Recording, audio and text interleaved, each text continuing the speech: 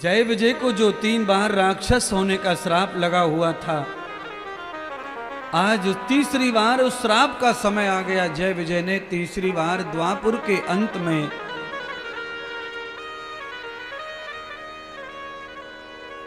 भगवान श्री कृष्ण के परिवार के ही सदस्य के साथ में उनका जन्म हुआ।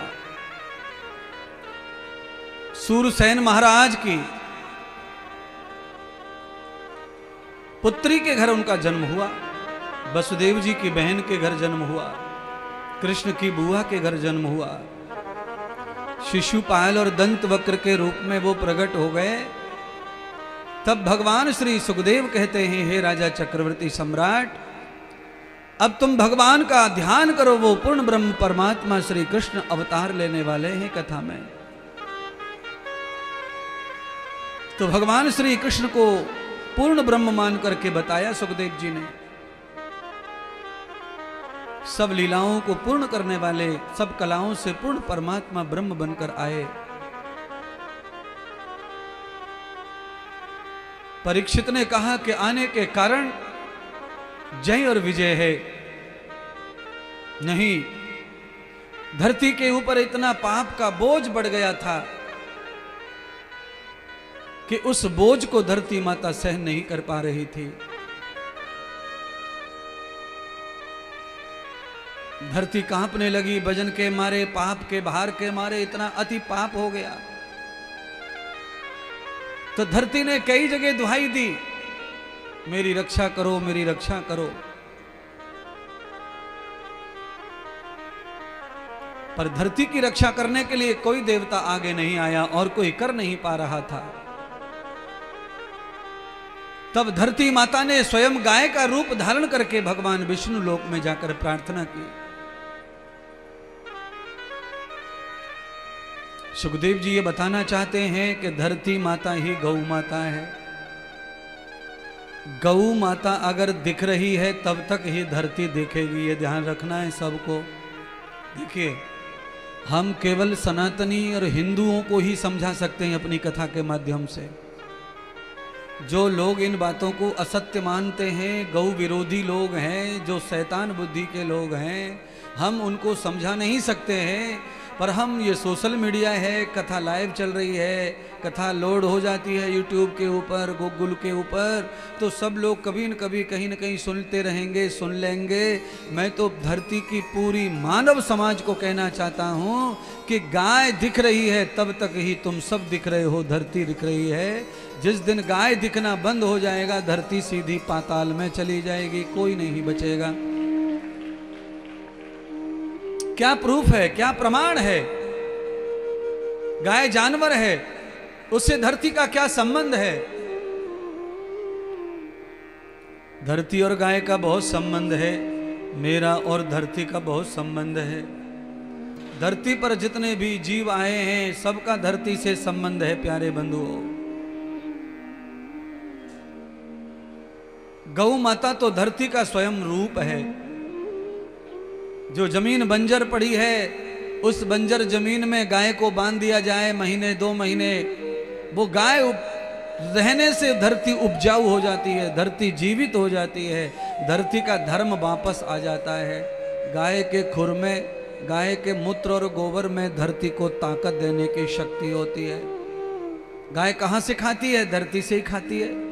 पर गाय के शरीर में भगवान ने कोई ऐसी ऑर्गन्स बॉडी में लगाए, पार्ट लगाए, कोई मशीनरी लगाई है जिसकी वजह से खाया हुआ इतना ज्यादा पावन ऊर्जावान हो जाता है, अग्नि से भर जाता है कि मरी हुई धरती भी जीवित होने लगी है, गोबर का खाद डालने से, मूत्र छिड़कने से। परम प्रभु परमात्मा आप सभी सनातनी हिंदुओं को अकल देवे और बातों को समझने की शक्ति देवे और विश्वास करने का सामर्थ्य देवे। आप सब लोग तो कम से कम ऐसा सोचो कि हम तो गाय के पूर्व से ही पुजारी हैं। भगवान दत्त गाय के पुजारी थे, भगवान वशिष्ठ गाय के पुजारी थे। इन सबके चित्र के साथ गाय बंधी है। और ज्यादा दूर जाने दो, सारी दुनिया को चलाने वाला गोपाल भी गाय का पुजारी था। तो फिर मैं कैसे पुजारी ना बनूं? फिर आपको क्यों ना कहूं कि आप भी पुजारी बनो। सारी दुनिया को चलाने वाला गाय का पुजारी बना।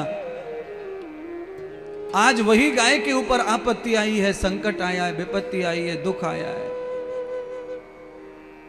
कितने लोग बहिष्कार कर रहे हैं वोटों का।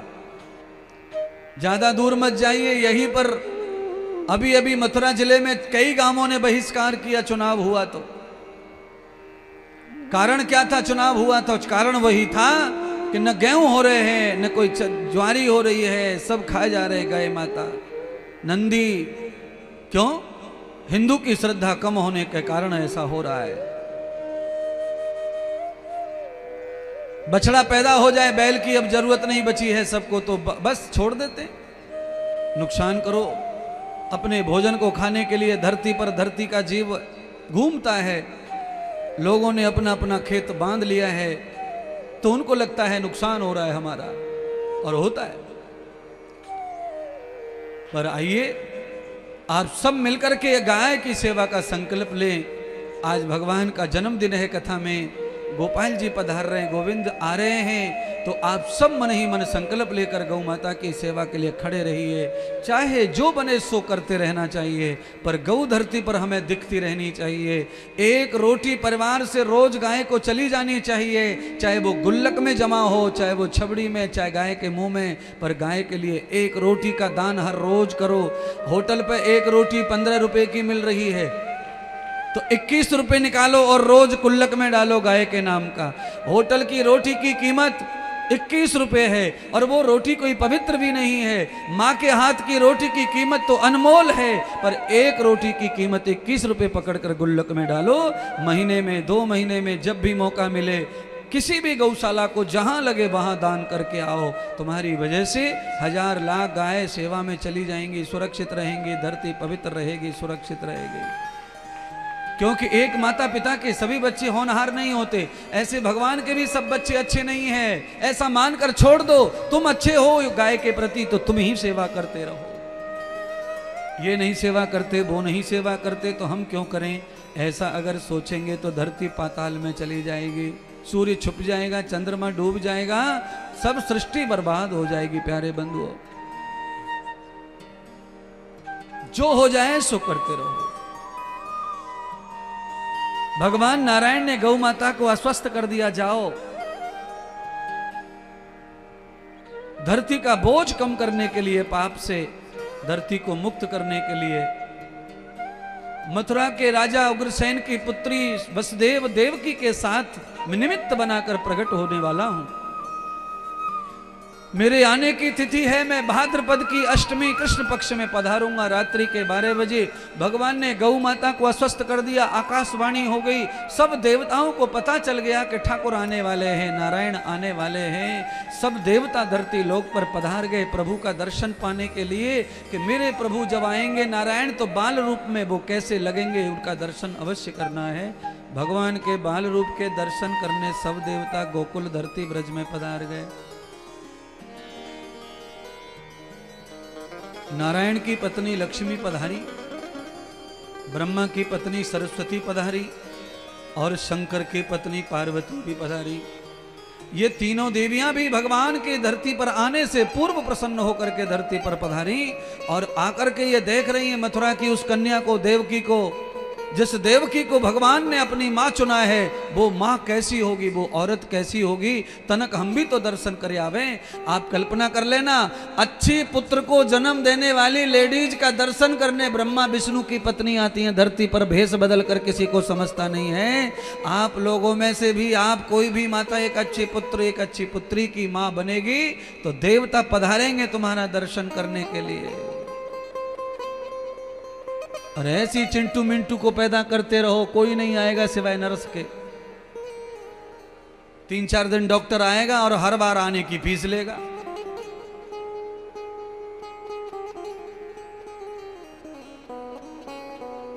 और एक भी महापुरुष घर में पधारे, एक भी दिव्य पुरुष, एक शक्ति घर में पधारे, धर्मात्मा पधारे तो भगवान आएंगे, देवता पधारेंगे।